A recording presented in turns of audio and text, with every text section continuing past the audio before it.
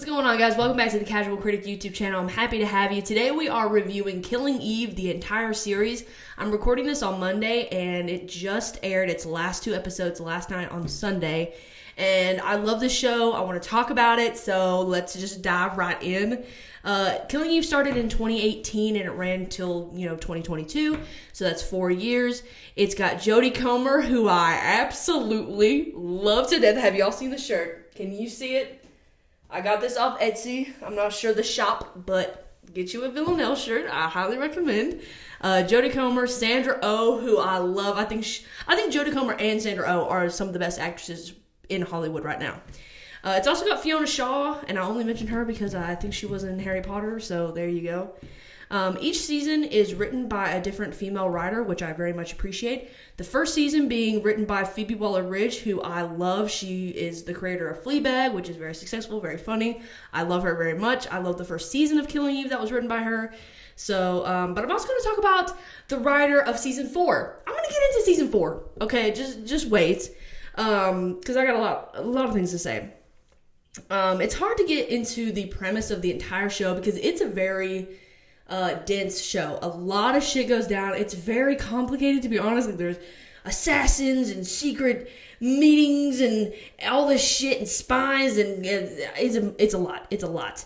But basically the very, I won't say it's what the entire show is about. I mean, it is. But basically what I was there for was Villanelle, played by Jodie Comer, and Eve, played by Sandra Oh. Villanelle is a assassin that works for this group called the 12, and she goes around killing, important people. A lot of times they're in politics or drug smuggling. I don't fucking know. She just goes around killing people, and she's basically like a psychopath. Like, she has no feelings. She does not care. She's kind of badass, if that's okay to say. I don't know. And Eve, in the beginning of season 1, works at, I think, MI6. She's some kind of investigator thing, right? I don't know if it's MI6. But that's kind of what her job is, and she's trying to find Villanelle and, put an end to her nasty, bad ways. And then they kind of fall in love, and Eve kind of I don't know, Eve kind of gets corrupted a little bit, but it's kind of cool. And they become obsessed with each other. It's all very healthy. It's a very healthy show. It portrays a very healthy relationship, of course. So my expectations going in, when I started the show, the first 3 seasons were already out. I had been seeing a lot about Villanelle because it's an LGBTQ plus show, and I'm in that sphere on the internet. You hear about other things, and I saw people gushing about Villanelle and, oh my gosh, she is so cool, but she kills people. Oh my gosh, I feel so wrong for liking Villanelle. I don't feel wrong. I don't feel ashamed at all.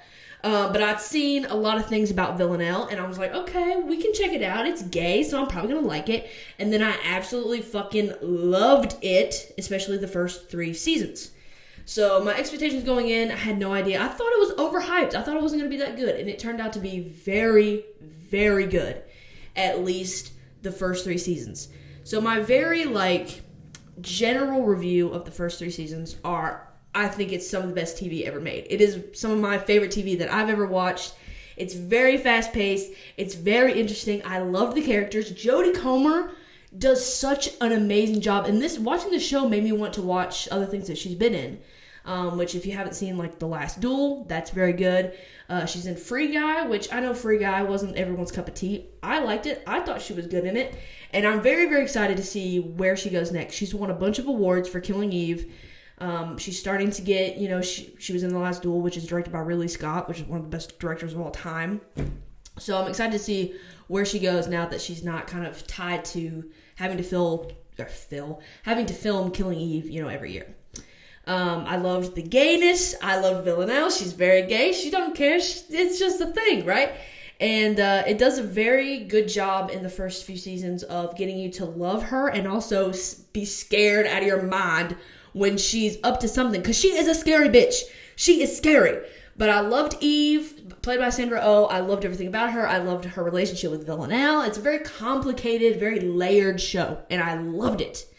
And here comes the 4th season. I'm so excited. I bought a fucking TV cable thing because I don't have cable at my house. I just have Netflix.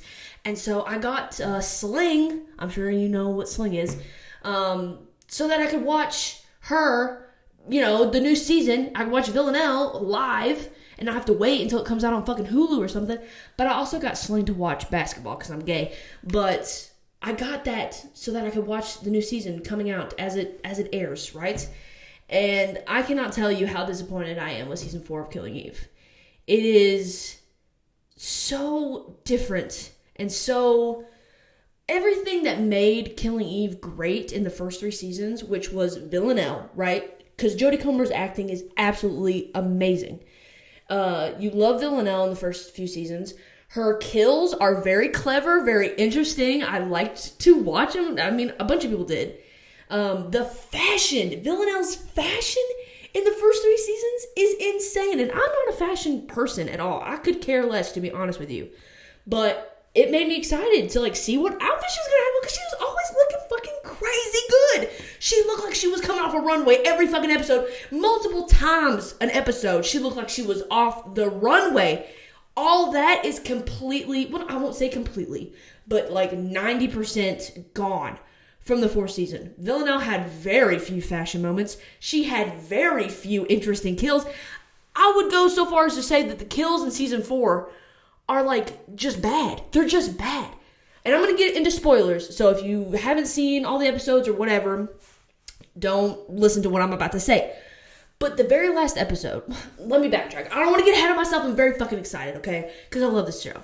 So anyway, season 4, absolutely disappointing from the get-go. The first 2 episodes of this season are absolutely fucking a waste of time. They are a waste of time. Oh, and they are just ruining Villanelle, and they don't even care that we love her, and they are just showing us nothing. Nothing is fucking happening. Nothing important is happening. And this is the last season. We all went into this last season knowing that it was going to be the last. They said that at the very get-go. They said that before the trailer even dropped for this season, that this was going to be it. This is the final season. And in the first 2 episodes of season 4, Villanelle's storyline is just stupid. It is stupid and not funny. I mean, it had its funny moments, I guess. But it's a waste of fucking time. This is the last chance we are going to get with any of these characters. And you are wasting my time? So Villanelle is in the first 2 episodes very heavily. And then she's not really in it that much. And they introduced 4 new characters in this season. This is the last season of a beloved show that so many people love. It has won a ton of awards. And in the final season, knowing that this is it for these characters, you're going to introduce 4 new characters that take up a ton of time. I don't want these new people. I don't give a shit. And if they were introduced in another season, I probably would have liked them, to be honest. But I didn't in this one because that's not what I'm here for. I am here for Villanelle and Eve, and I want them to be together. In the first 3 seasons, they baited us the whole fucking time. Oh, are they going to be together? Oh, are they going to kiss? They did kiss, barely for 2 seconds. And they were like, oh, we want them to be together. The audience, all the gabies, we want them to be together. We want them to be fucking, to be honest with you. We never saw it. We never saw them bang, and I'm upset about it. I'm upset. It was such a waste of time. It was just baiting us for 3 seasons. Jesus. They're 8 episodes long, the seasons, which is not very long. But it felt like a long time. And then we get to season 4. And they're not even together in season 4, like in the beginning. They are not together. They hate each other, which is really not how I remember the 3rd season ending, to be honest with you. Yeah, it was just a complete waste of time. The new writer fucking sucked. And then last night's episode, which I will say that the last 2 episodes of season 4 were very good. They paid homage a couple times to the first seasons. There were just things that they said that reminded me of older seasons of Killing Eve. And I will say that the last 2 episodes were pretty up to par to what I expected from Killing Eve. But then last night, they did the unthinkable, and they killed my lady. They killed her off. Villanelle is what made Killing Eve what it was. Sandra Oh did amazing. I'm not saying that, but it would have been nothing. I mean, all of Sandra Oh's stuff in Killing Eve was reacting off of Villanelle. So without Villanelle, the show is nothing. And then you have to kill her off. That is so disrespectful to the fans. In my opinion, her death was stupid. It looked stupid. It wasn't even an epic, like, hero's death. I mean, she's not really a hero, I guess. She is very much a villain. But it wasn't even a good death. And it felt so disappointing. I was actually pissed off.